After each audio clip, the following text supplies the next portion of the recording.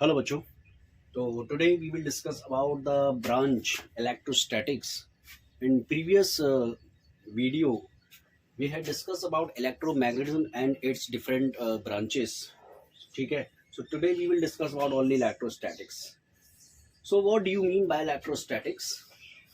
तो जैसा कि हम यहाँ पर ये देख पा रहे हैं कि इंट्रोडक्शन में it is the branch of physics which deals with electric effect of static charge is called electrostatics. और ये बात हमने पहली वीडियो में ही बताई थी कि इलेक्ट्रोस्टैटिक्स फिजिक्स की वो ब्रांच होती है जिसमें चार्ज पार्टिकल जो है वो रेस्ट में रहता है।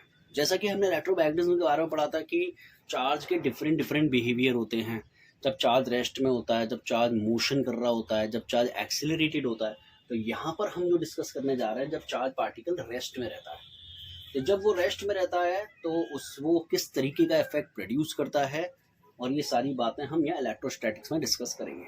ठीक है, तो जैसा कि मैंने आपको बताया इंट्रोडक्शन तो आपको पता चल ही रहा है। यहाँ पर हम चार्ज पार्टिकल, ठीक है, फिजिक्स की वो ब्रांच जिसमें चार्ज पार्टिकल रेस्ट पे रहता है। सो अब चार्ज पार्टिकल के बेटा बारे में बात करें तो चार्ज पार्टिकल क्या है कि जैसा कि हमने पहले भी डिस्कस किया था कि दुनिया के हर मटेरियल के अंदर चार्ज पार्टिकल बेटा प्रेजेंट होता है। तो it is the property of material which produces and experiences electric and magnetic effect. यानी कि मटेरियल की वो प्रॉपर्टी जिसमें जो चार्ज पार्टिकल प्रेजेंट होता है जिसके कारण वो इलेक्ट्रिक और मैग्नेटिक इफेक्ट को या तो प्रोड्यूस करता है या उसको एक्सपीरियंस करता है। अब यहाँ पर हम बात करें तो चार्ज पार्टिकल बेटा दो प्रकार के होते हैं, positive charge and negative charge. ठीक है, तो आगे हम इसमें देखेंगे। तो बेटा हम बात करते हैं यूनिट्स ऑफ चार्ज की। The SI unit of charge is coulomb and in CJ system the units is state coulomb and the relation between state coulomb and coulomb is 1 coulomb is equal to 3 into 10 raised to the power 9 state coulomb. It is also known as electrostatic unit, and 1 app coulomb is equal to 10 coulomb. It is also the unit electromagnetic unit. ठीक है, and 1 farad is equal to charge on 1 mole of electron. 1 mole electron में कितने electrons हो सकते हैं, तो इसके बारे में आप ये कह सकते हैं कि 6.023 into 10⁻23। You know very well.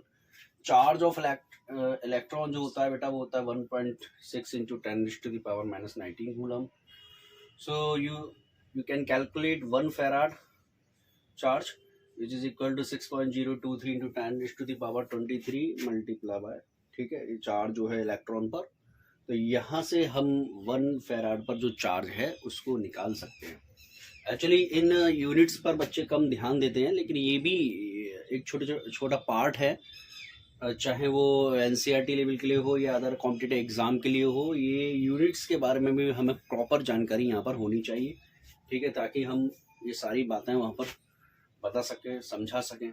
इसके ऊपर किस टाइप की न्यूमेरिकल्स आ सकता है वो भी देखो, मैं यहाँ एक न्यूमेरिकल आपसे डिस्कस करूँगा, ठीक है ना। तो देखते हैं।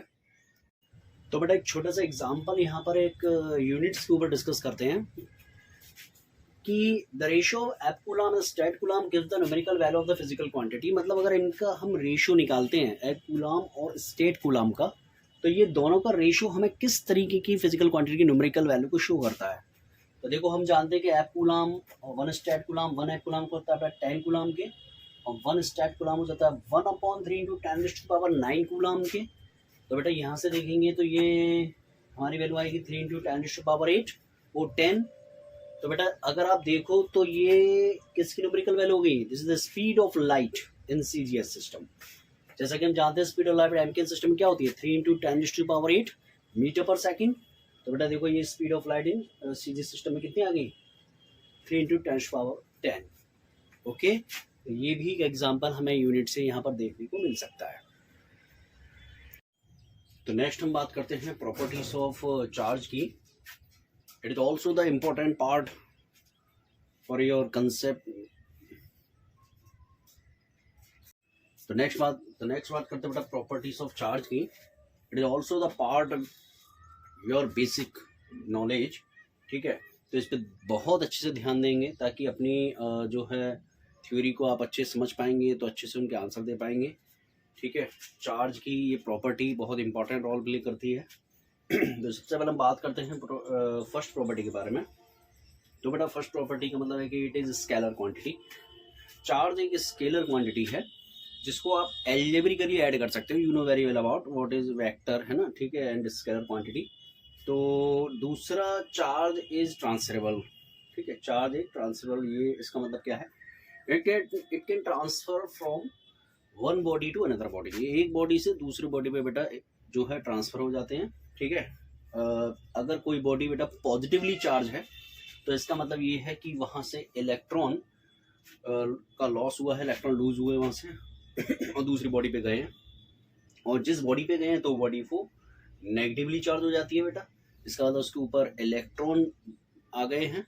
ठीक है, अगर देखिए कोई बॉडी पॉजिटिव चार्ज, इसका मतलब इलेक्ट्रॉन लॉस हुआ, मतलब एक तरीके से ये भी हम कह सकते हैं कि वहाँ पर पॉजिटिव चार्ज भी आ सकते हैं। ठीक है ना, तो जनरली इलेक्ट्रॉन लूज होते हैं, तो इसलिए इसने इलेक्ट्रॉन का एग्जाम्पल लिया है। दूसरी बात, इसका मतलब हम ये समझ सकते हैं कि this shows that mass of positively charge body less then mass of the negatively charge body. मतलब जो बॉडी से इलेक्ट्रॉन लूज हुए हैं तो हम ये कह सकते हैं, और दूसरी बॉडी पे इलेक्ट्रॉन गए हैं, तो इसका मतलब ये हुआ जिससे इलेक्ट्रॉन लूज हुए उसका मास कम हुआ, क्योंकि वहाँ से इलेक्ट्रॉन निकल गए, तो मतलब मास कम हो रहा है, इलेक्ट्रॉन का अपना एक मास है ना। और जिस बॉडी पे इलेक्ट्रॉन गए हैं तो उस पर मतलब उसका मास ज़्यादा होना चाहिए। तो इसका मतलब हमने यहाँ पर यही लिखा है कि पॉजिटिवली चार्ज बॉडी का जो मास है वो नेगेटिवली चार्ज बॉडी के रेस्पेक्ट में जो है कम होगा। ठीक है ना। चार्ज, नेक्स्ट प्रॉपर्टी की बेटा बात करें तो चार्ज इज कंजर्व। मतलब ये एक तरीके से कह सकते हैं कि कोई दो बॉडी का एक आइसोलेटेड सिस्टम है और उनको हम किसी भी तरीके से रब करें या कुछ भी, तो उन पे जो पहले चार्ज था और चार्ज ट्रांसफर होने के बाद जो दोनों बॉडी पे चार्ज रहा, वो टोटल चार्ज जो रहता है बेटा कांस्टेंट रहता है। ठीक है, इसको एक एग्जांपल से बात को समझ लेते हैं। ठीक है, तो ये सारी जो प्रॉपर्टी है ये वाली आपको अच्छे समझ आई होंगी। तो इसका एग्जांपल देखते हैं अपन, है ना।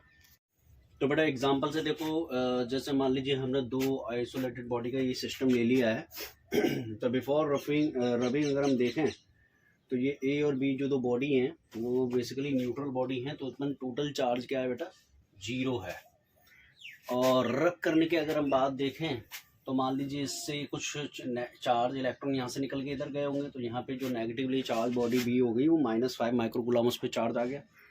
तो फिर इस पर कितना बचा होगा बेटा, जैसा कि मैंने आपको बताया इलेक्ट्रॉन लूज हो रहे हैं तो यहाँ पे पॉजिटिव चार्ज रह जाता है, तो ये -5 माइक्रोकूलम इधर रह गया। ठीक है, अभी भी अगर हम देखें तो इस पर टोटल चार्ज क्या आया 0, रब करने से पहले और रब करने के बाद। तो ये एग्जाम्पल जो है यहाँ पे हम ये समझ सकते हैं। एक और एग्जाम्पल में ले सकते हैं किसी रिएक्शंस का।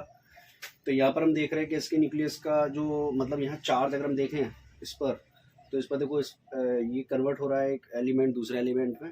ठीक है, तो इस पर चार्ज अगर हम देखें तो उस पर जेड ही है रिएक्शन से पहले। ठीक है, उसके बाद अगर हमने देखा तो क्या देखा कि यहाँ पर अभी चार्ज देखो उस पर कितना Z-2E प्लस ये हीलियम का इस पर कितना चार्ज है ये 2E। अब जब ये एक जो एलिमेंट है वो दूसरे प्रोडक्ट में कन्वर्ट हो रहा है, ठीक है, तो उस पर अब चार्ज कितना है, ठीक है ना, तो वो अभी भी इस पर चार्ज जेड ही है, और पहले भी इस पर चार्ज कितना था जेड ही। रिएक्शन से पहले भी चार्ज जेड ही था, रिएक्शन के बाद भी इस पर नेट चार्ज 0 आया, भले ही वो दूसरे प्रोडक्ट में कन्वर्ट हो गया। तो कहने का मतलब यहाँ पर हम ये कंजर्वेशन की प्रॉपर्टी काफ़ी सारे एग्जाम्पल में समझ सकते हैं। ठीक है, तो ये दो एग्जाम्पल हम कंजर्वेशन में समझा सकते हैं, समझ सकते हैं। ठीक है बेटा, नेक्स्ट प्रॉपर्टी की हम बात करते हैं अपनी अगली वीडियो में। ठीक है, इतना आप देखिए इसमें। ओके।